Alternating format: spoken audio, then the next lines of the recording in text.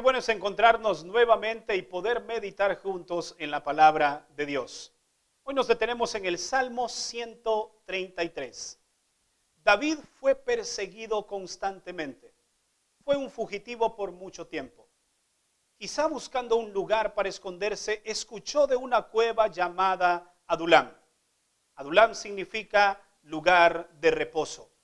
Finalmente David la encontró. Cansado, fatigado, entró en ella, y cuando sus familiares y amigos lo supieron, vinieron para estar con él. En 1 de Samuel capítulo 22 nos dice que muchos llegaron y se aglomeraron para estar con David. Esto trajo en el corazón de David contento, y una de esas noches, al ver la multitud que estaba con él, escribió el Salmo 133. Y es así como tiene origen este salmo de apenas 3 versículos, pero con una riqueza espiritual impresionante. Veamos cuáles son las lecciones que nos deja el capítulo de este día. El versículo 1 declara lo siguiente: mirad cuán bueno y delicioso es que habiten los hermanos juntos y en armonía. Recordemos que David era un músico. Por lo tanto, él sabía perfectamente qué significa la palabra armonía.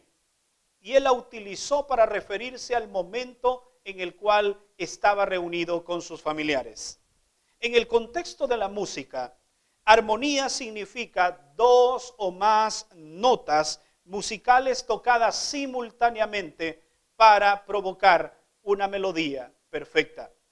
Pero si analizamos esta palabra en sus idiomas, en el idioma hebreo y en el idioma griego, encontramos cosas interesantes. Por ejemplo, en el hebreo, armonía significa equilibrio entre las distintas partes de un todo, y su resultado siempre connotará belleza. Y en griego, la palabra armonía significa juntar hombros. Cualquiera que sea el concepto, y los que acabamos de ver apuntan al deseo que Dios tiene para su iglesia. Notemos lo que dice en San Juan capítulo 13, versos 34 al 35. Un mandamiento nuevo os doy, que os améis unos a los otros. Y en esto conocerán todos que son mis discípulos, que os amen unos con los otros. El deseo de Dios para su iglesia es que la iglesia permanezca unida en armonía. Pero hay algunas cosas que amenazan la unidad y también la armonía en la iglesia. Quiero mencionar en esta hora al menos 3 elementos. En primer lugar, las diferencias doctrinales. Existe un solo Dios. Existe una sola Biblia, la cual tiene unidad doctrinal de principio a fin. ¿Por qué entonces existe división entre las religiones? La respuesta es muy sencilla. Porque muchos quieren acoplar los principios de la Biblia a su vida y no su vida a los principios de la Biblia. La Biblia no puede ser interpretada a nuestro antojo. Cuando hay un escrito está, nuestro único deber es obedecer la palabra de Dios y guardar esos principios en nuestro corazón. Si todos tuviesen la misma actitud, no habrían tantas religiones en el mundo. Simplemente un rebaño y un solo pastor. Otra cosa que mina la armonía en la iglesia son las diferencias de perspectiva. Hay un principio que debemos tener presentes. Las opiniones siempre serán diferentes. Si habemos un grupo de personas y somos testigos de un accidente de tránsito, luego se nos entrevista a cada uno de manera individual. Todos daremos nuestro punto de vista porque vimos el accidente desde una perspectiva diferente. Si vemos, por ejemplo, los evangelios, Mateo, Marcos, Lucas y Juan, ellos relatan eventos iguales, idénticos, pero desde su propio punto de vista y su opinión. Y el principio que debemos resaltar es que la opinión de los demás debe ser respetada. Debemos tener tolerancia. No todos pensarán como yo pienso. Y la tercera cosa que atenta contra la unidad y la armonía de la iglesia es la imperfección de carácter. Todos tenemos un carácter diferente. Y si no sabemos dominarlo, este carácter traerá problemas a la iglesia. Y si estos problemas no son resueltos a tiempo, entonces los problemas serán más grandes y como resultado tendremos una iglesia totalmente dividida. Pero cuando una iglesia experimenta la armonía, nota lo maravilloso que dice el versículo 2, es como el óleo. Y el versículo 3 nos dice que es como el rocío. Permíteme explicarte un poco acerca de estas dos palabras. El óleo era un perfume y no cualquier perfume, era un perfume sagrado. Se utilizaba para ungir a los sacerdotes. Y cuando eran ungidos, el olor permeaba en todos lados. Lo mismo ocurre cuando la iglesia respira el amor fraternal, bendice a la congregación y este olor es grato a la presencia de Dios. El rocío es un símbolo de alivio.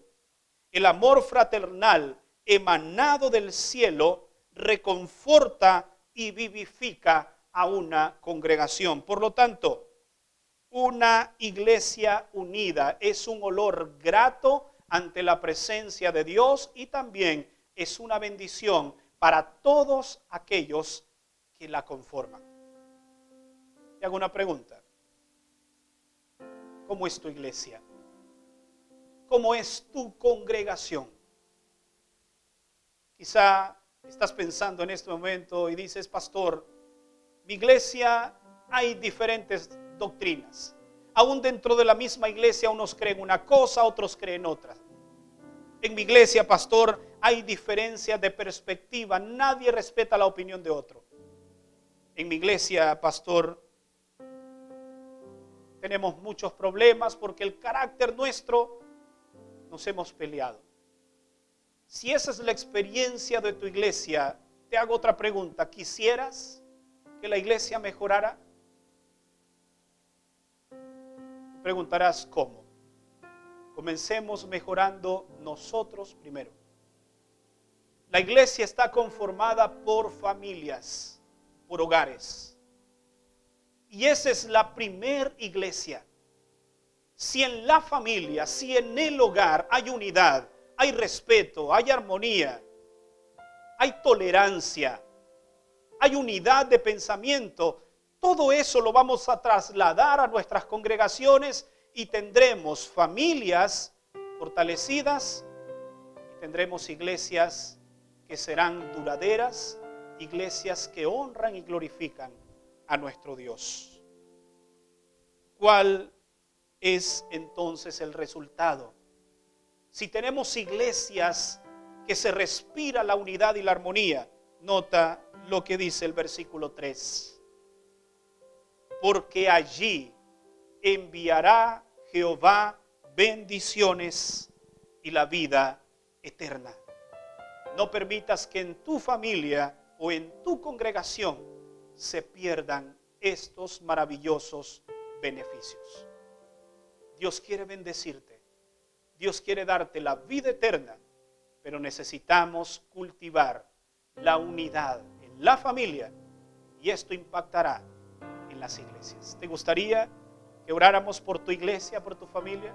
Te invito a que inclines tu rostro y hagas la siguiente oración. Padre, quizá en nuestra congregación hasta ahora no te hemos estado dando el lugar que te corresponde.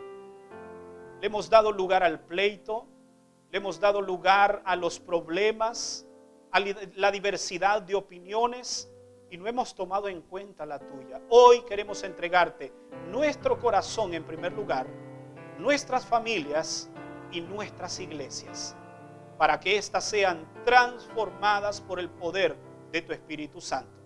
En el nombre de Jesús oramos. Amén. Gracias por habernos acompañado en el tema de hoy.